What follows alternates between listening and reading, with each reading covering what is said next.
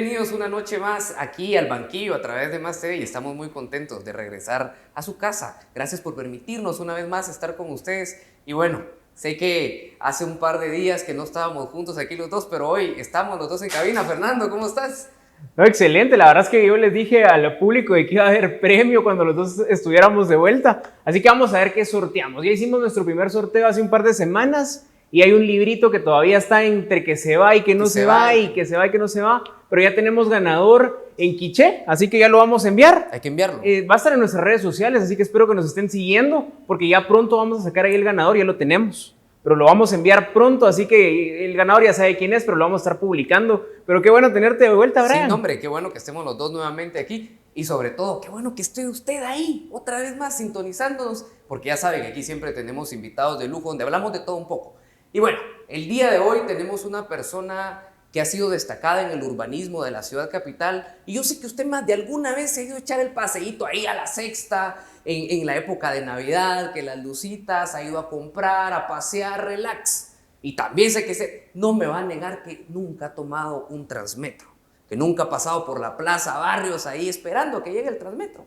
O tampoco me va a negar que se ha ido a comprar a la Mate una su película o algo así. Pues bueno, déjeme contarle que detrás de todo eso hay un genio de la arquitectura que es el cerebro detrás de todo esto. Y para platicar de eso y mucho más es que vamos a estar aquí esta noche. Pero antes, Fernando, ¿tú sabes a quién vamos a presentar ahorita? Claro que sí, tengo una frase para introducirlo, pero justamente, bueno, estamos terminando ya noviembre con este episodio y entrando a diciembre y justamente mencionabas la Plaza de la Mate. ¿Quiénes no hemos ido a comprar los regalos navideños a la Plaza de la Mate? Paseíto en la Sexta, ¿no? Paseíto en la Sexta para estas épocas navideñas. Yo iba a tomar un ponchecito caliente, un atolito también. Pero hay una frase para reconocer a este invitado de honor que tenemos que es arquitecto de profesión.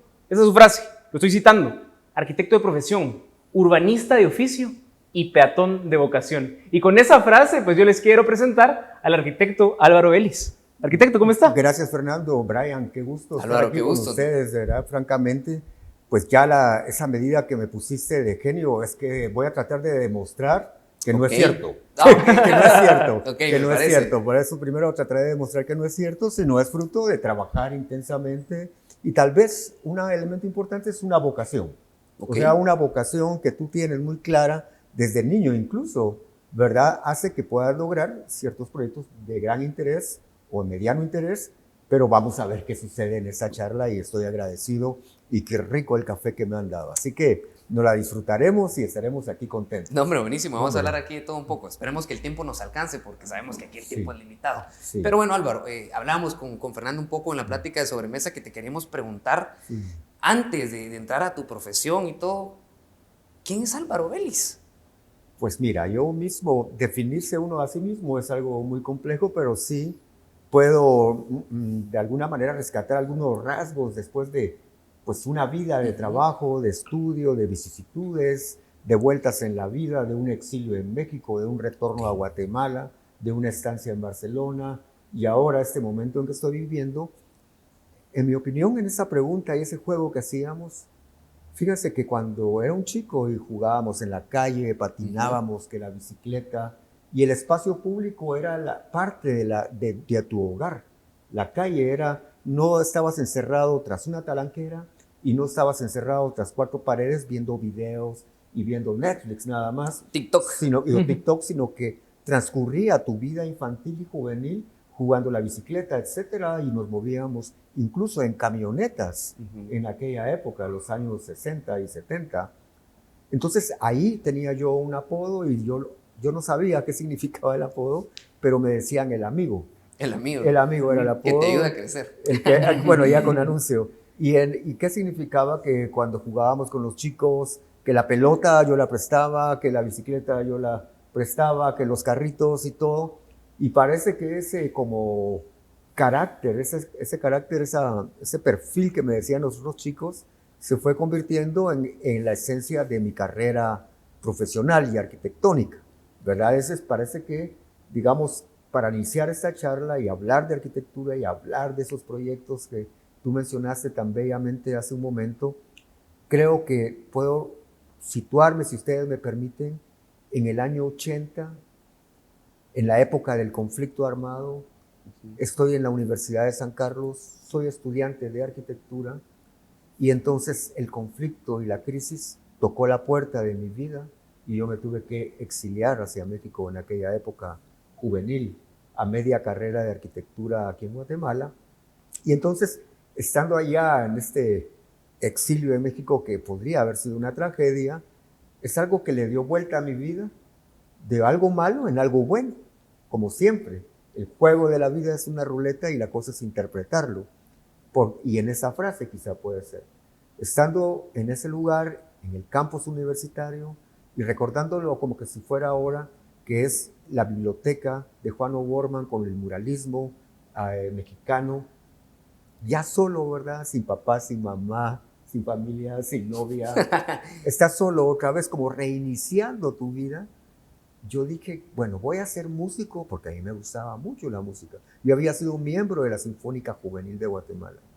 O me hago filósofo, ya dejo de ser arquitecto, porque yo estudiaba y leía a Kant y a Hegel de joven. Era un niño algo dual, porque también jugaba fútbol. No van a creer que era un nerd tonto nada más. Yo leía esto y jugaba fútbol y todo, y bici y toda la cosa que decía. Y entonces digo, bueno, no, voy a ser arquitecto. Tomo la decisión en ese momento de nuevo. Voy a continuar mi carrera de arquitecto en la UNAM, pero inmediatamente digo la siguiente frase que en mi opinión es la esencia de lo que vamos a tratar de charlar hoy. ¿Qué digo? Sí, voy a ser arquitecto al servicio de la revolución. Okay. Pero en aquella época hay que entender, ¿verdad? Éramos jóvenes, la revolución era un ideal, nosotros éramos estudiantes intelectuales, no éramos tipos armados ni nada, sino que queríamos, soñábamos por una Guatemala mejor, por una Guatemala justa, donde el arte, la cultura, todas las cosas buenas que deseábamos de jóvenes se plasmaban en esa idea. Y yo sentí en ese momento que si tenía algún destino, quizá, que es mucho decir, era estar al servicio de una causa social y que mi urbanismo, la arquitectura y lo que hiciera tuviera ese perfil. Y creo que el día de hoy que estoy sentado acá y si hago una retrospectiva hacia atrás o hacia adelante de las actividades y los proyectos públicos que se han mencionado y mis cargos públicos, básicamente está la idea del bien común, la idea de perseguir una utopía y un cambio social de nuestra querida llamada patria a través de una disciplina que es la arquitectura. Ese sería, digamos, como el punto de salida y el punto de, digamos, de todas las actividades que en mi opinión hoy estoy incluso trabajando, ¿verdad? Eso es lo que ocurre. Y ya me reinscribo en la UNAM y reinicio, no la reinicio, sino que me hacen unas equivalencias, entro a cuarto año de UNAM y me gradúo de arquitecto en el taller Max Cheto de la Universidad Nacional Autónoma de México. Una maravilla de reencuentro y una visión latinoamericanista. Okay. Allá en la UNAM estaban los exilios de América Latina. O sea, en mis clases yo tenía argentinos, chilenas, uruguayos. Nicaragüenses seguramente. Pero más estaban del sur en ese momento. Y en las clases yo tenía ese como intercambio, ¿verdad?, cultural de diversas culturas latinoamericanas, a cual más inteligente de los exilios latinoamericanos del Cono Sur.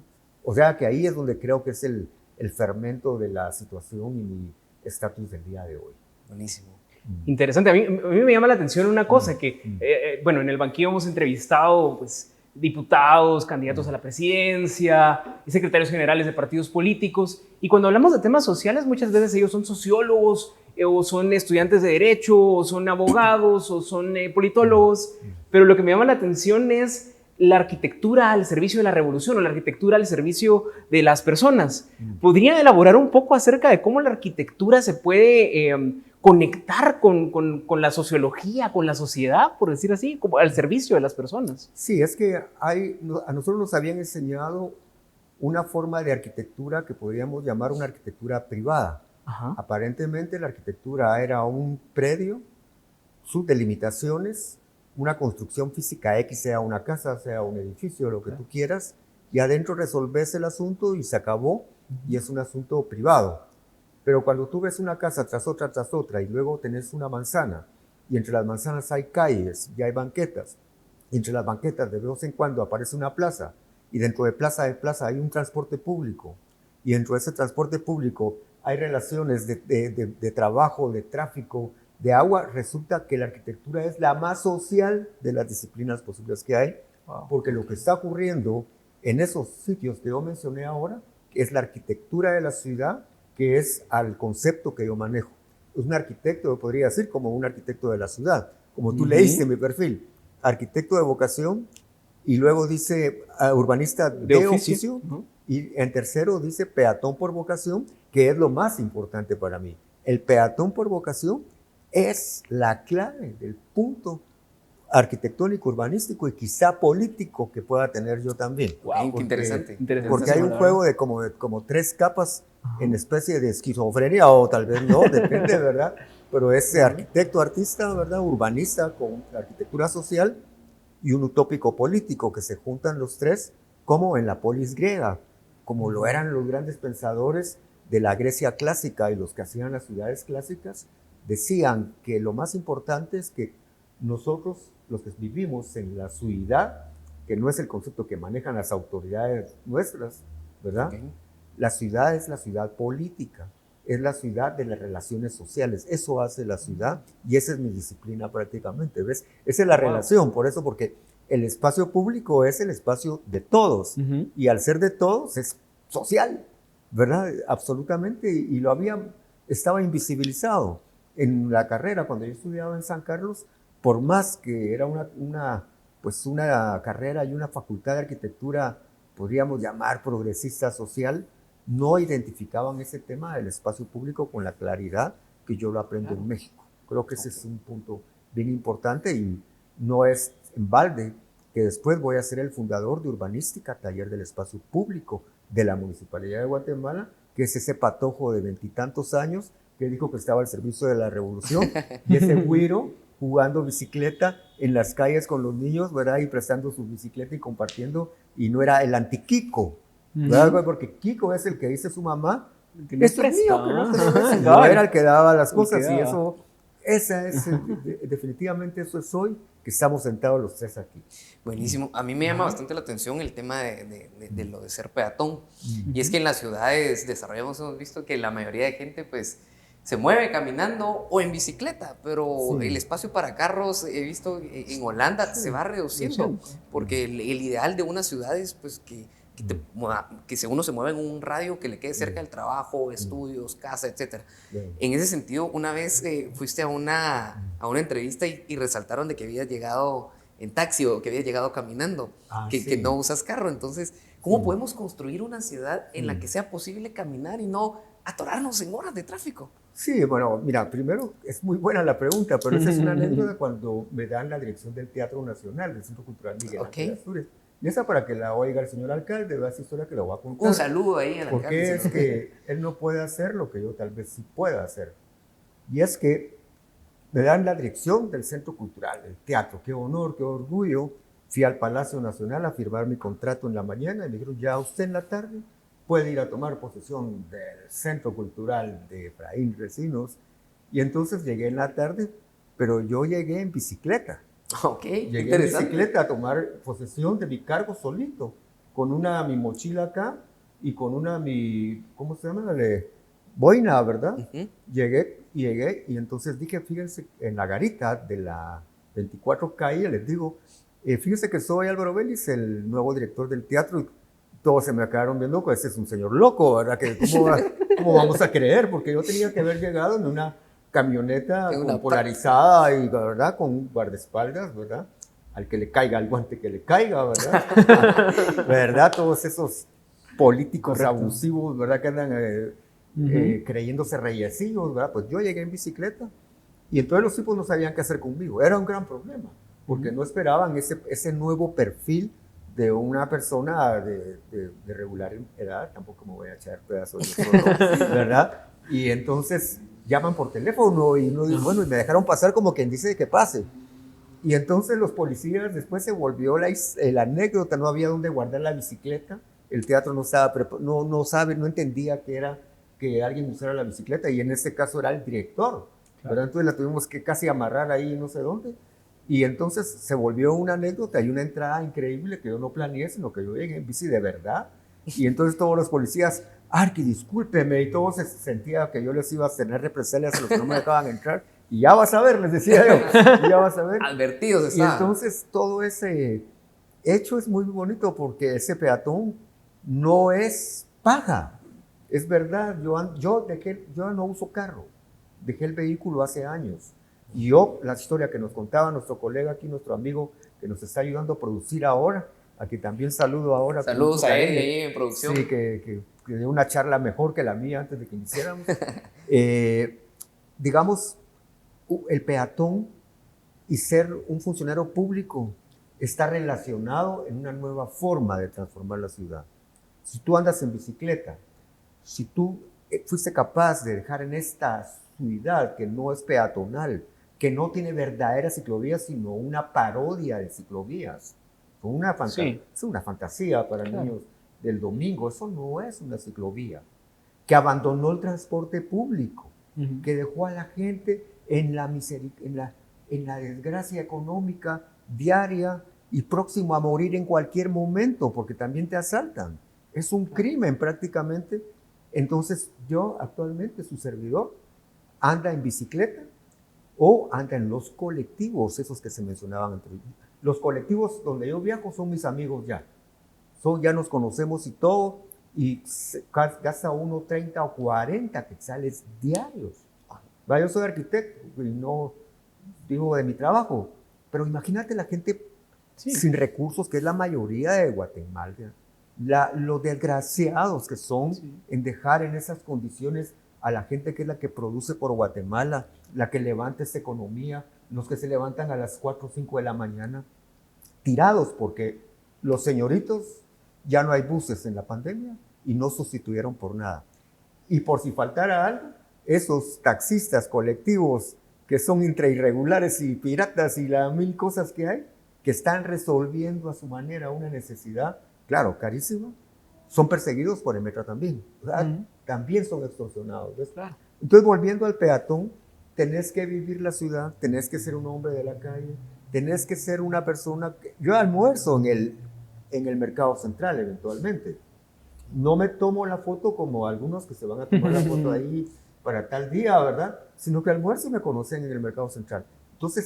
Entonces mis teorías y conceptos urbanísticos de aquellos que hablamos de la UNAM y todo eso, de aquel, se van interconectando en una visión completamente humanística y completamente justa de la situación. No estoy en el 7º nivel, ¿verdad? Dando órdenes con unos monitoreos de 20 cámaras que ven la ciudad y que no entienden qué pasa en realidad. ¿Qué pasa con los trabajadores de la zona 8? ¿Qué pasa con la gente y los funcionarios, los trabajadores públicos que vienen en esos buses atiborrados durante las mañanas? Cuando hay buses, ¿ves? Entonces el peatón, aparte es muy gracioso, es muy divertido andar en la ciudad a pie y conoces mucha gente. Yo viví mucho tiempo en el Portal del Comercio. Ahí tuve mi casa mientras hacíamos las obras de la Sexta y toda esa parte de ahí. Y mi trabajo era el Palacio de Correos. También tengo la suerte, a pesar de ser peatón, ser plebeyo, que solo trabajo en palacios. El Palacio del Correos y el Palacio del Centro Cultural Miguel Ángel Asturias y el Palacio Nacional. ¿Se dan cuenta? Sí, bueno, es que tenemos derecho. Y mis trabajos han sido ahí. Y entonces, todo eso, te digo, va siendo una visión completamente diferente desde abajo y naturalista y humana, lo que estoy diciendo, que no hay forma de teóricamente poderlo sustituir, ¿verdad? Esa es la del peatón que tú me dices, por eso digo, ese es el verdadero Álvaro Vélez, ese peatón que anda ahí, que dejó el carro por un lado. Ya no uso vehículo a pesar de las circunstancias y dificultades que vivo diariamente para transportarme. Hoy me vas a dar jalón tú. Pero nos podríamos ir en camioneta los tres, ¿verdad? También. Y los taxistas son mis amigos y ya van a ver ustedes cómo la hombre, buenísimo. Yo sé que Fernando tiene ahí una buena pregunta, pero vamos a ir al primer corte comercial y no se vayan, porque al regresar tendremos más de esta interesante entrevista para seguir aprendiendo aquí. Y no se vayan, no se esperen. Regresamos en el banquillo por Más TV.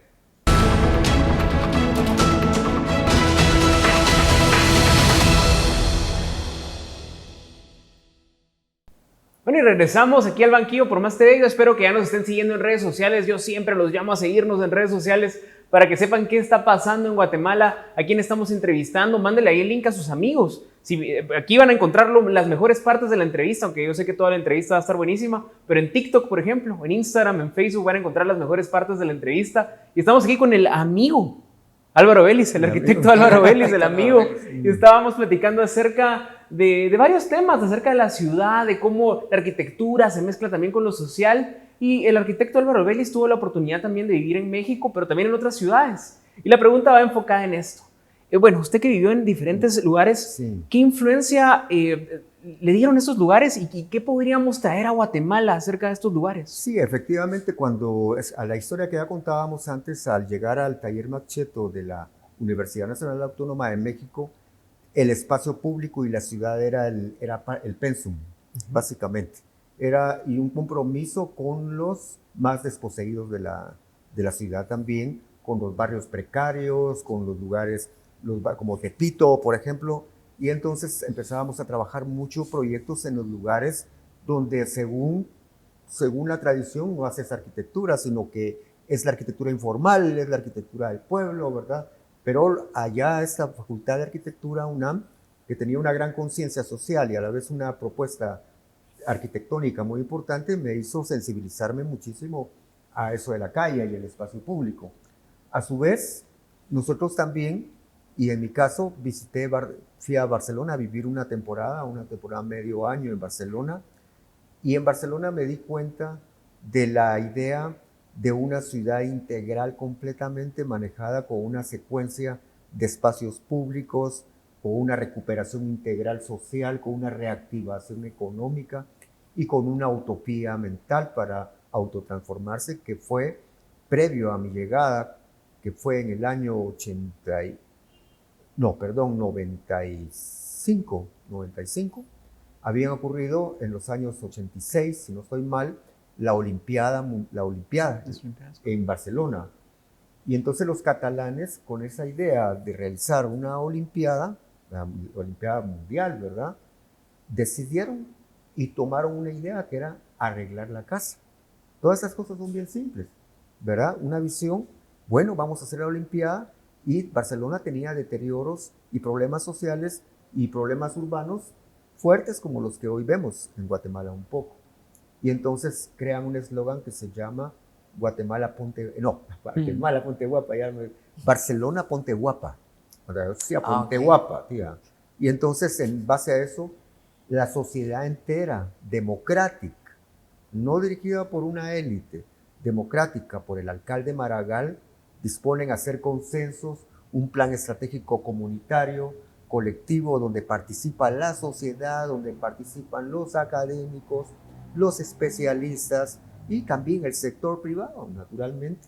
Y juntos crean ese plan estratégico que es la transformación de Barcelona, que yo llego a conocer ya en pleno desarrollo, ¿verdad? Vas a tener la ciudad vieja o ciudad vela, que es la ciudad antigua, gótica, del periodo gótico de Barcelona, remodelada, revitalizada, con proyectos de vivienda, con las calles magníficas, la Rambla, ¿verdad? Plenamente de personas, donde el espacio público, el peatón, el transporte público son los grandes protagonistas de esa ciudad. Entonces yo aprendí en la práctica también lo que es el urbanismo y la arquitectura de la ciudad en Barcelona y en parte en México. México es muy complejo y no podemos meterlo en una sola bolsa como el caso de Barcelona, pero tuve muchos proyectos y trabajé muchos proyectos en el rescate del centro histórico de la Ciudad de México. Entonces conocí también esa ciudad de los almacenes, de las ventas de joyas, no de las grandes empresas tampoco, ¿verdad? Sino esa empresarialidad, empresarios urbanos, medios de pequeña empresa que hacen la riqueza y la diversidad de una ciudad, eran el proyecto. Okay. No tenías que meter ahí un Sears. Claro. No era eso. Bueno, no estoy contra de Sears, pero no era eso, sino que es otra cosa, y esas capas, y eso me forma, ¿verdad? Toda esa experiencia de Barcelona, la experiencia de México mismo como mis dos ciudades y mi segunda patria, México, básicamente, ¿verdad? Mi segunda patria, yo estuve ahí 15 años. Mis hijos nacieron en México, ¿verdad? Yo ya no hablo como mexicano porque me cuidé que no me molestaran acá de, no mames, güey, ¿verdad? Entonces me lo quité poco a poco. Pero sí le gustan los tacos. Me gustan los tacos ¿cómo se llama? De cochinita pibil. ¿Con piña o sin piña? Con piña, sin piña no es taco. Sin piña no es taco. No es taco, cabrón. Mira, arquitecto, y cuando habla del rescate del centro histórico, ¿tiene alguna conexión con lo que pasó aquí en Guatemala también, en la ciudad de Guatemala? Tiene una conexión absoluta porque cuando ya regreso yo, que es para la firma de la paz, Ajá. aproximadamente, sí, para la firma de la paz, retorno a Guatemala y entonces sucede algo, a ver si lo puedo relatar lo más rápido posible, pero cuando salí al exilio es como que hubiera nacido de nuevo, un poco era, y cuando regreso otra vez es lo mismo, porque has estado desconectado 15 años de tu propia sociedad. Entonces era un nuevo retornado acá, con unos ideales cargados a la X potencia, porque aquellos que había dicho en el año 80, ya en el 96, esos ya vienen con una experiencia, porque yo trabajé con varias firmas de las mejores de México. Lo pasé por alto ahorita. El despacho de Teodoro González de León, con el cual fui colaborador en el proyecto del Banco Nacional de México, de la Suprema Corte de Justicia. Trabajé con la firma de Nuño MacGregor y de Buen, las estaciones y líneas del Metro de México, con la cual se ganó un premio Sofía Bulgaria de Urbanismo y Arquitectura. Y trabajé muy cercanamente con el despacho del arquitecto Felipe Leal, en el cual fui asociado o colaborador más bien, y ganamos en el 96 ganó ese despacho con colaboración de mi persona de la Bienal de Arquitectura Mexicana del 96, un proyecto de un estudio de Vicente Rojo. Entonces, esa experiencia la traigo yo cuando regreso a Guatemala, ¿verdad? Pero sucede que cuando te has desconectado de todos, aquella primera frase que usé yo, tu mamá, tu papá, tu novia y todo, ¿verdad? Son los que te reciben otra vez y te dan trabajo algunos, pero ya no tenés trabajo porque te desconectaste de la estructura, ¿verdad? Profesional. Y entonces pasó algo que lo quisiera relatar de la mejor manera. Entonces empecé a trabajar en lo que habían abandonado los arquitectos de Guatemala en general. Okay. ¿Y qué no hacían? No hacían calles, no hacían banquetas. El espacio público, aquello que yo conté, era invisible para la disciplina de la arquitectura y los políticos y todo. Y entonces entro, por un caso fortuito, a trabajar de colaborador en el plan maestro de revitalización del centro histórico en el año 2000 aproximadamente, con la cooperación española, y ahí vuelvo a retomar, ahora sí, todo el paquete, ese know-how que venía como que programándose, ¿verdad? Y porque realmente ya no tenía trabajo. No, entonces tuve que hacer lo que no hacían nosotros, como ya no hacer tacos, porque todos hacen tacos, entonces tuve que encontrar otra comida que nadie hacía, y era la calle, el espacio público, la plaza, y con eso fui consultor del plan de revitalización del centro histórico, que es la madre matriz de lo que ha ocurrido en el centro, que yo quisiera que fuera mucho más, pero lo que se ha logrado hacer tiene que ver con ese plan de revitalización del centro histórico de la Agencia Española de Cooperación, que soy consultor. Y de ahí paso a fundar Urbanística, Taller del Espacio Público de la Municipalidad, donde esa ideología del arreglador de banquetas, que lo digo de una forma simple, pero así empezó, se convierte en un pensamiento coherente y un pensamiento social, urbanístico de alto nivel en la Municipalidad de Guatemala. Buenísimo, Álvaro. Nosotros cuando presentábamos el programa, pues hablamos un poco acerca de la Sexta Avenida, hablamos de la Plaza Barrios, las rutas de Transmetro, que todos hemos transbordado más de alguna vez, el Cerrito del Carmen y también del mercado de la mate. ¿Nos podrías contar un poco cómo surge esto, cómo fue ese proceso, cómo era antes, cómo es después? Y quiero sumar a esa pregunta un poco acerca del urbanismo. ¿Qué es el urbanismo? ¿Cómo representa esto? Contanos un poquito más. Sí, entonces viene esa evolución, ¿verdad? Que es una lucha de aquel niño del bien común, ¿verdad? Es el mismo, ¿verdad? El mismo chico, el mismo personaje tratando de reencontrarse, porque como ya dijimos, la frase que yo usé de joven y perdón, ¿verdad? Ya ahorita ya no es revolución, ahorita ya es como ya no, ¿verdad? Eso fue un momento histórico, ¿verdad? Preciso. Seguía vigente, seguía soñando en el cambio, ¿verdad? Prácticamente. Y ese chico sigue pensando que la transformación tiene que ser a través de la ciudad.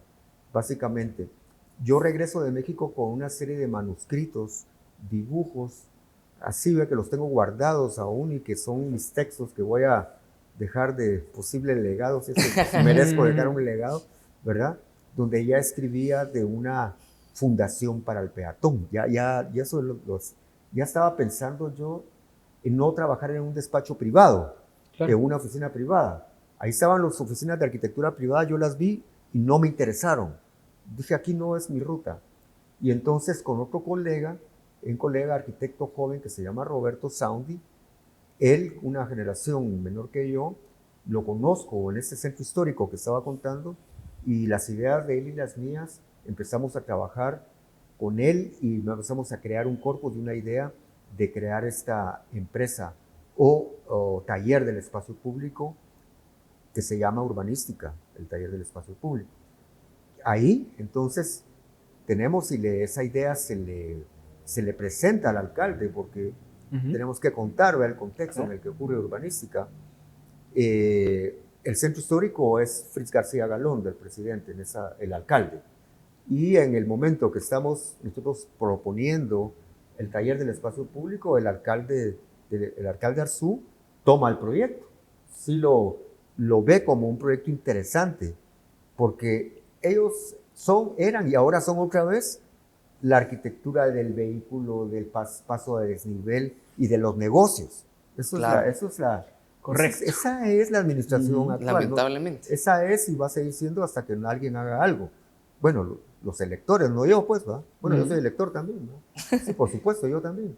Y entonces le decimos, mira, alcalde, aquí hay otra forma de ver la ciudad, donde el sujeto social, el sujeto político, en otro argot político, es el peatón. Por eso es mi nombre.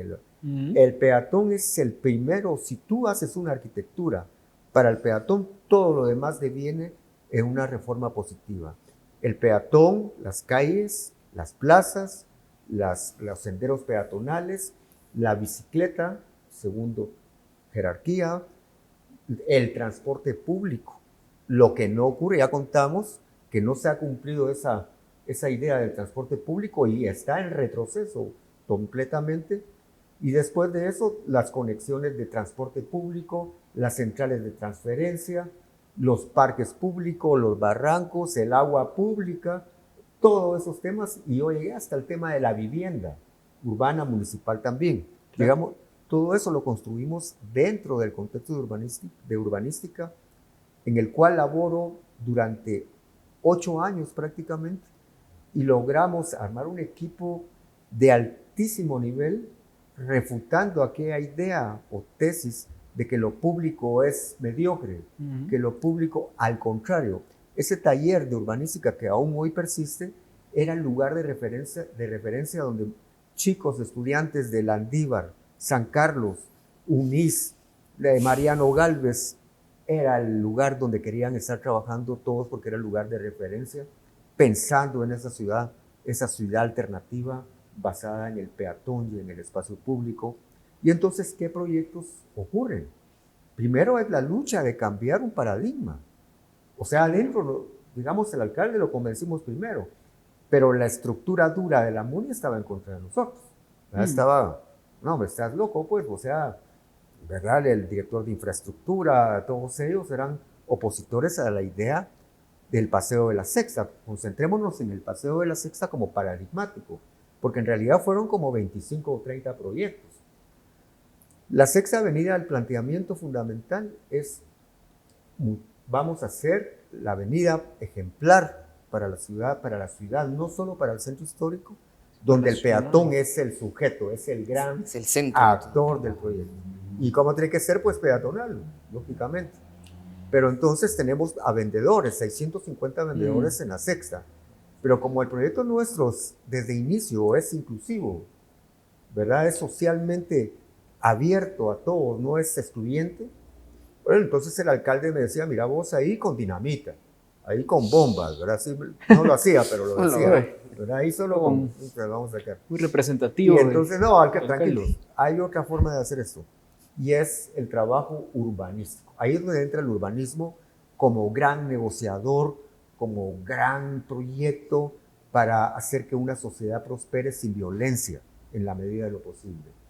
Nosotros entramos y yo participé como arquitecto, como urbanística, como el gran visionario de esa Sexta Avenida. Y entonces, si queremos la Sexta, el primer proyecto es qué vamos a hacer con los vendedores. Eso no podías pasarlo, no se trataba de ir a barrer, sino qué era. No como aquel video del alcalde que dijo que los iba a sacar a morongazos. De esa fue después, ¿verdad? Todavía esa palabra no la tenía todavía en el léxico, pero no había aprendido tanto el alcalde. No había aprendido tanto. Dijo otra, pero ¿verdad? ya tenía la idea. La idea. En la cabeza, y entonces, claro. Entonces se concibe la mate como más que la Sexta, el amate es el gran. El amate. Para mí es el Sí, ahí se pasan los de la ok. Sexta del Para mí amate. el amate es el proyecto más importante de ese periodo que estoy contando ahora. Claro. La Sexta es el visible y el amate está como, pero el amate es el amate. Y van a estar saliendo ahí en producción las tomas para que la gente se vaya familiarizando con esto. ¿verdad? Sí, como era antes, era un mercado básicamente, la Sexta Avenida. Sí, era un mercado, ¿verdad? Pero entonces con ellos hacemos consensos, tenemos talleres, el equipo municipal de espacios públicos y de comercio popular apoya, porque hay un momento en que ya toda la munici se mete, ¿verdad?, en el campo. Y vamos, y los consensos. Entonces, cierro esta parte. Creamos un proyecto, creamos diseños, van proyectos, van lo otro, y al final hay un proyecto que es la arquitectura. Pero la arquitectura se crea en consenso, en diálogo con los vendedores. Esa es la diferencia, ¿ves?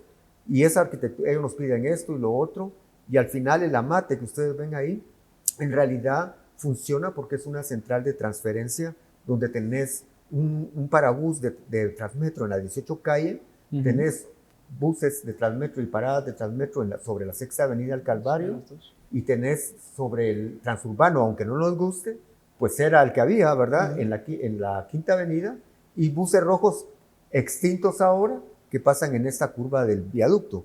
Por lo tanto, los que bajaban del Transmetro y que iban a tomar el bus rojo pasaban por el amate. Y los que pasan de la 18 a la Sexta Avenida pasan por el amate, y por eso es exitoso. Todo eso es urbanismo estratégico. Tenías que crear las condiciones de que el vendedor callejero no es el vendedor de país, de que el cliente llega, el señor en su carro y él en su carrito. No, él es porque ahí pasa la gente y le compra, es otra lógica. Nosotros recreamos la Sexta en el amate a través de las transferencias y todo. Todo ese proyecto, yo tengo el plano guardado con las firmas de los representantes de los vendedores donde dicen sí, ¿verdad? Para mí es el acto de independencia más importante que pueda tener. Olvídate del acto de independencia de 1820. No nada que ver con eso. Y ahí están las firmas donde se produjo, señor alcalde, señores director de infraestructura, señores escépticos, ¿verdad? Se hizo sin sangre. Se pueden hacer consensos.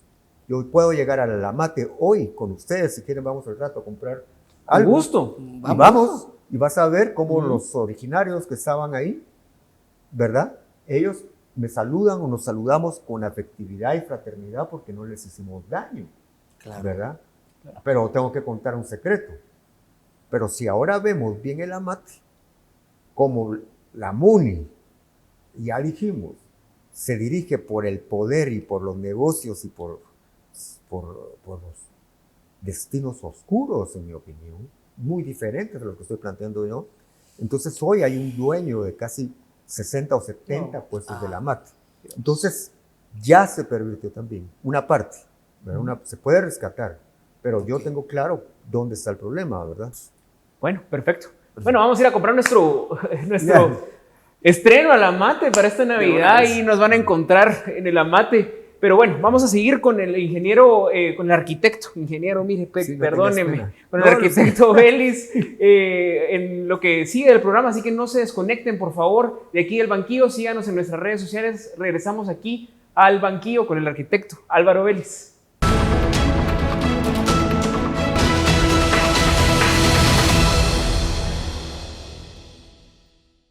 Bueno, y estamos de vuelta. Muchas gracias por todavía estar sintonizándonos. Muchas gracias por su compañía siempre aquí en el banquillo. Y bueno, les agradecemos ahí que nos sigan en las redes sociales, el Banquillo, en la demás TV y que estén pendientes de las redes porque ahí subimos, como decía Fernando, toda la entrevista es buena, pero las partes súper más importantes que usted tiene que saber, sí o sí, ahí las va a encontrar. Entonces, pues, sabe que estamos aquí con el arquitecto Álvaro Vélez, que nos ha comentado un poco acerca de los proyectos. El Transmetro, el teatro, la Sexta Avenida y todo eso que usted ha estado escuchando ahí. Y bueno, vamos a regresar con una de las preguntas importantes, y es que en este momento el arquitecto Álvaro Vélez es el vicepresidente del Colegio de Arquitectos y nos va a contar un poco de qué ha desarrollado en el colegio. Arquitecto. Sí, gracias. Bueno, ya que estoy en el banquillo, tengo que decir la verdad. Rendición de cuentas. Sí, rendición de cuentas. Qué miedo, me recordó a mi mamá regañando. Sí. Bueno, total que fíjate, pues rápidamente, que soy director de urbanística, director fundador de la empresa metropolitana de vivienda y desarrollo urbano de la MUNI, renuncio a la MUNI, yo le renuncio a Arzú.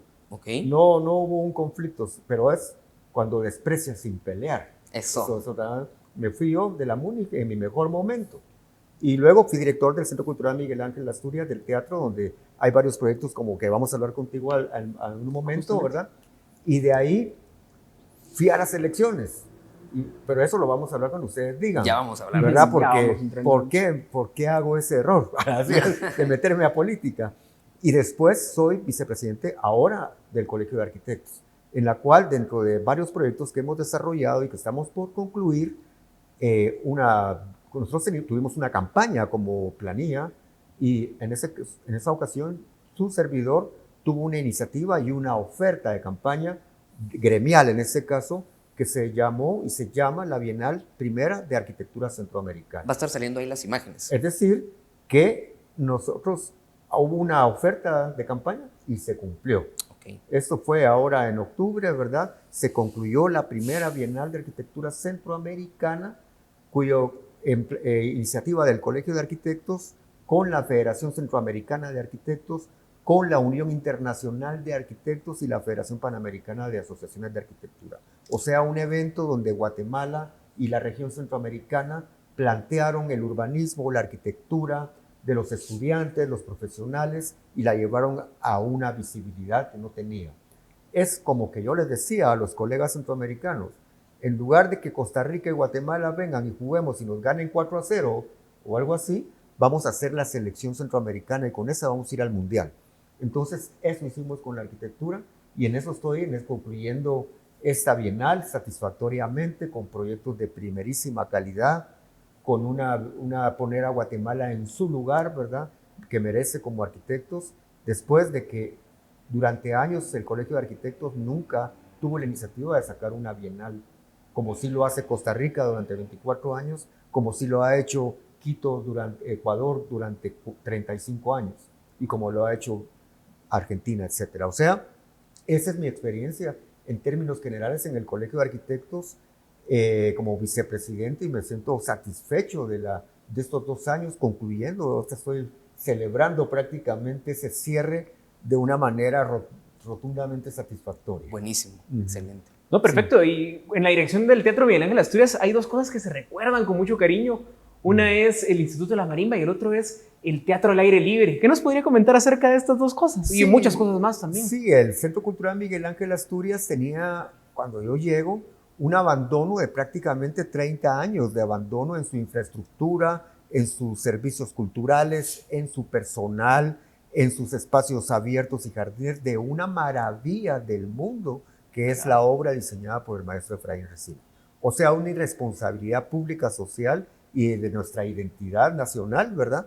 Tener en el abandono que las instituciones públicas las tenían. Entonces llego yo ahí y entonces planteo una propuesta que se llama el renacimiento del Centro Cultural Miguel Ángel Asturias, un plan maestro que plantea todos los aspectos económicos, financieros, administrativos, arquitectónicos y urbanísticos. O sea, una propuesta casi urbanística de ciudad, pero dentro de este conjunto unido con el centro cívico al cual le llamamos corazón de ciudad.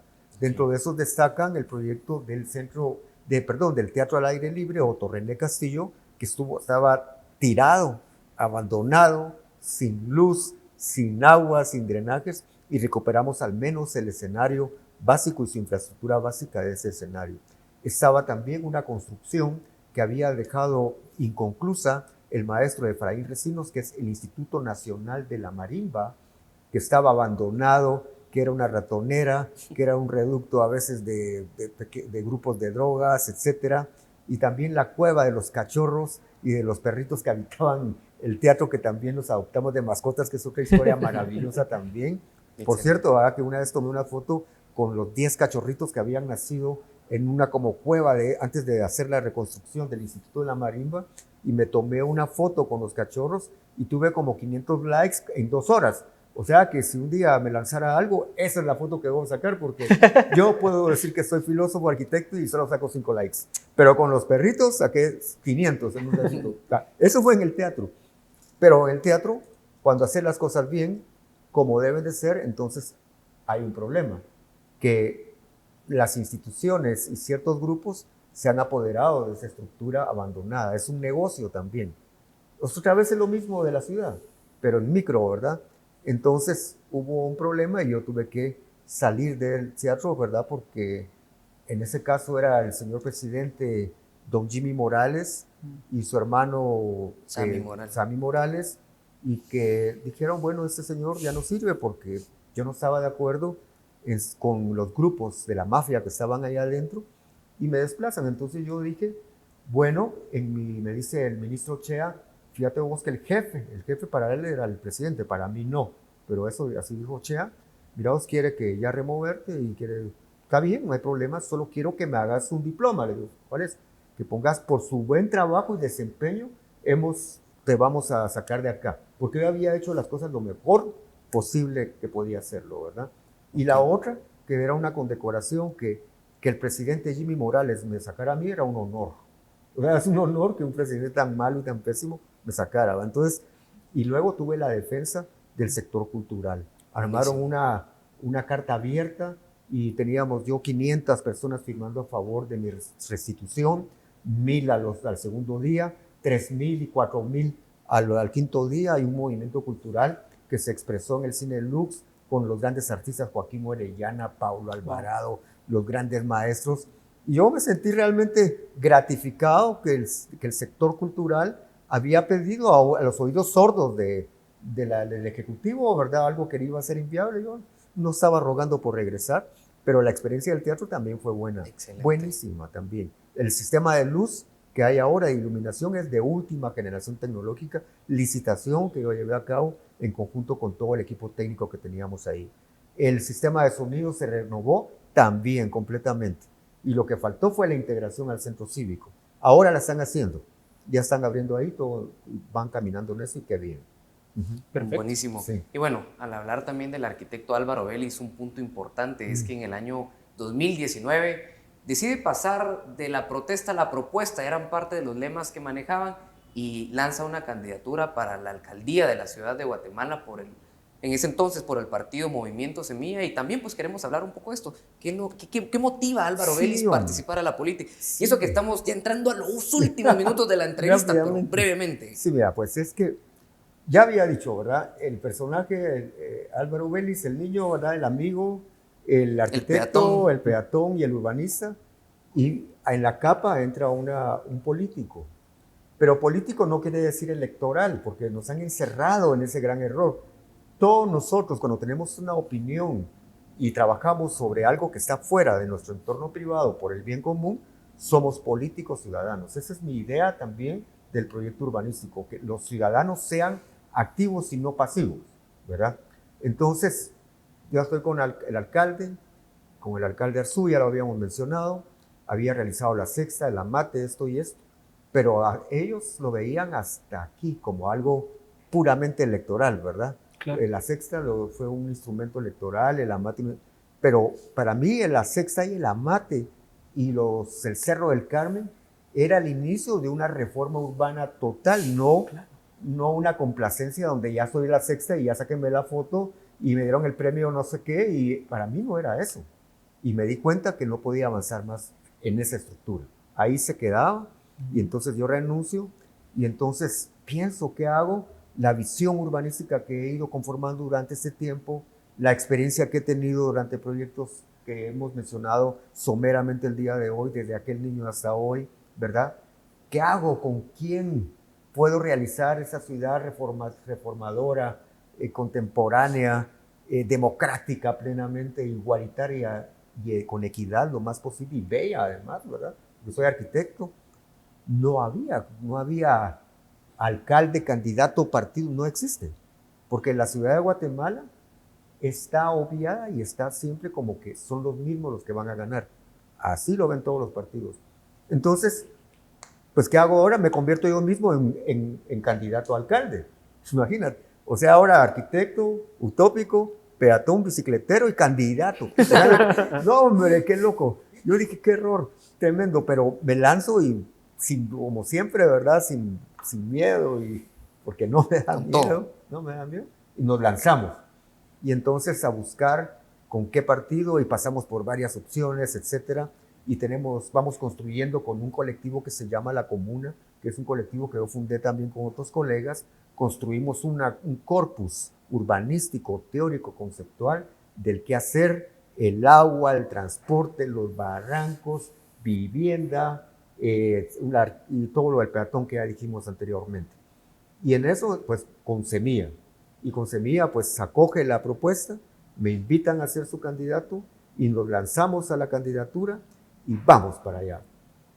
Pero hay una pequeña crisis ahí dentro del partido que no va a dar tiempo a desbozar, pero en realidad nos vamos casi a capela, jóvenes.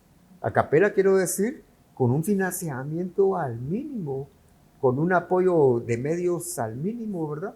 Sí, con la marca Semilla, seguro que hay respaldo, es un partido honorable en mi opinión, pero el apoyo era mínimo, entonces con eso eso tuvo un tercer lugar. Pero aún así sacamos un tercer lugar.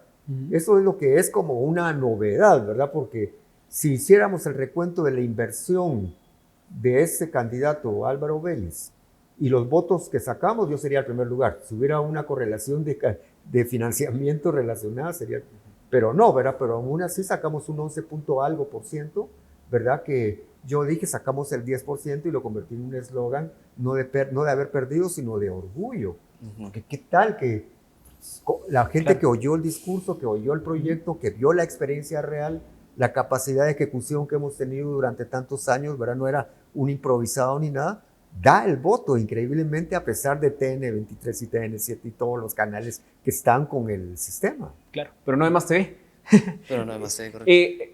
Bueno, ya tenemos que ir aterrizando un poquito la entrevista, todavía tenemos una dinámica que se viene. Claro. Ingeniero otra vez, mire. Arquitecto. Fíjate, pero por eso hice la Bienal, porque los arquitectos no tenemos en el imaginario, no estamos bien colocados y cualquiera, no cualquiera, dice que es ingeniero. Te dicen ingeniero.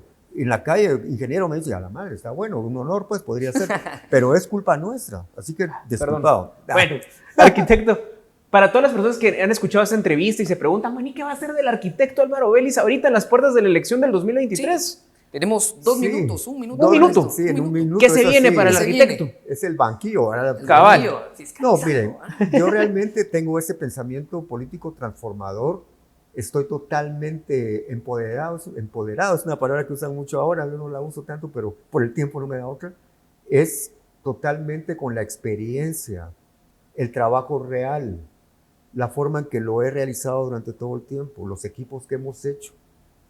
Siento que estoy en el momento máximo para poder aportarle a la transformación de la ciudad.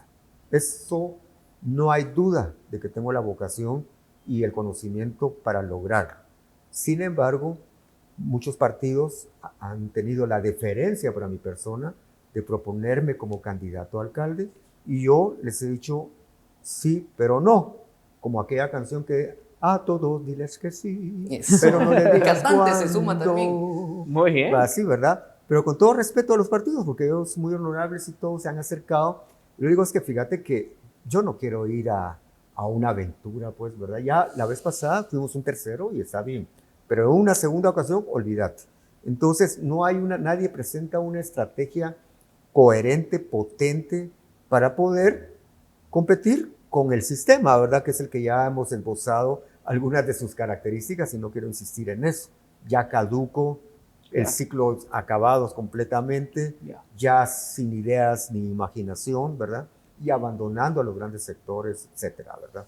Entonces, yo por lo menos estoy presente en la lucha, como se puede decir, técnicamente, urbanísticamente y de corazón por mi ciudad, que es la que amo completamente, ¿verdad?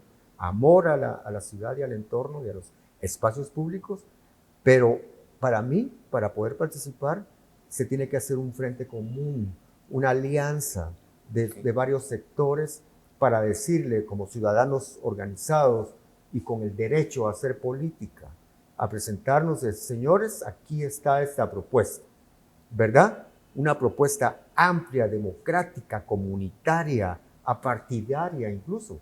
No hay izquierda ni derecha en esto. Okay. Esas son tonteras, sino que hay una gran propuesta reformadora urbanística que se presenta con capacidad. Excelente. O sea que yo estoy en espera de un frente común. De un frente amplio, común, una alianza para presentarnos si así fuera. Si no es así, yo pues sigo trabajando fuera, ¿verdad? En todo lo que yo no necesito de vivir de la política. Okay. Yo soy arquitecto profesional y hago muchos proyectos privados y todo que hoy no presentamos. Eso sería, aquí en el banquillo vamos a estar ahí pendientes si se arma el frente común o no se arma para ver si va el Arqui o no va el Arqui, pero tenemos muy poco tiempo ya y usted sabe que estamos aquí para hacer la dinámica de siempre. Fernando, le explicamos rapidito. Sí, bueno, le vamos a dar un par de palabras, instituciones al arquitecto y usted nos dice lo primero que le venga a la mente.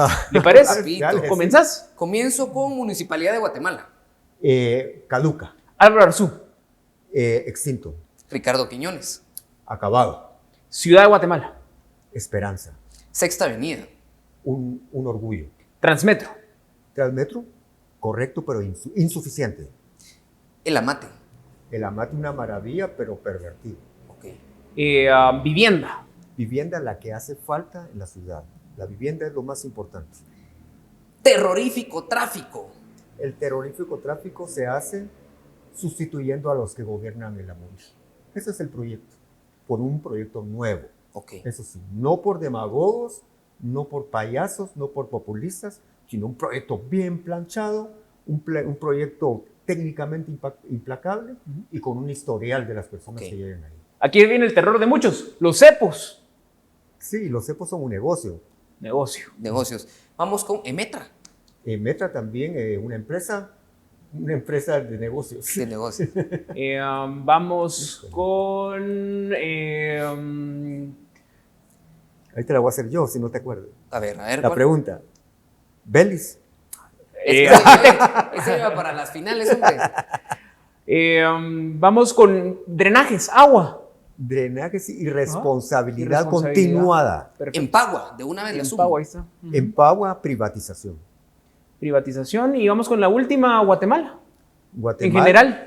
Guatemala, de nuevo, una esperanza por algo mejor. Guatemala es para mí el deseo más grande de una mejor Guatemala. Hombre, excelente. Sociedad. Álvaro, muchas gracias. Esta es tu casa, Brian. Y estaremos en una próxima aquí en el banquillo con ustedes nuevamente platicando los temas que son importantes para el país. Fernando, ¿qué te pareció esta entrevista? No, súper interesante. A mí me gustó mucho que nos salimos un poquito del huacal, digamos, ¿verdad? No entrevistando solo a los mismos políticos de siempre, sino yéndonos un poquito a la arquitectura y a la arquitectura un poquito más enfocada a lo social. Sí. Arquitecto, muchas gracias. Unas palabras para nuestros televidentes. Tenemos 30 segundos. Bueno, pues yo agradezco porque estar en el banquillo es algo que me recordó mi infancia.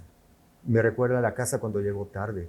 Entonces, estoy bien entrenado para conquistar en el banquillo. Así que agradezco este espacio porque abre una posibilidad de diálogo importante y alternativa. Me sentí muy cómodo, francamente, y creo que hice una especie de catarsis. Esta charla fue una catarsis, como que hubiéramos estado en un café solo los tres platicando, y eso es lo que encuentro bello de esta entrevista maravillosa que me han hecho hoy, y espero que el público la aprecie. Fui muy sincero en todo lo que dije. Y esperamos que regrese a este banquillo. Aquí venimos al banquillo. Muchas gracias por sintonizarnos. Recuerden seguirnos en las redes sociales, el banquillo, para que esté pendiente de siempre lo que subimos ahí, para compartir esta entrevista, para que todos podamos tener ahí el acceso a este tipo de conocimiento que el día de hoy nos ha dado. Así que nos vemos el próximo martes en punto de las 9 de la noche. Y nos vamos a comer algo ahí al Mercado Central. Nos vamos ahorita. Vamos. Vamos. Gracias, Arqui. Hasta la próxima. Gracias, Brian.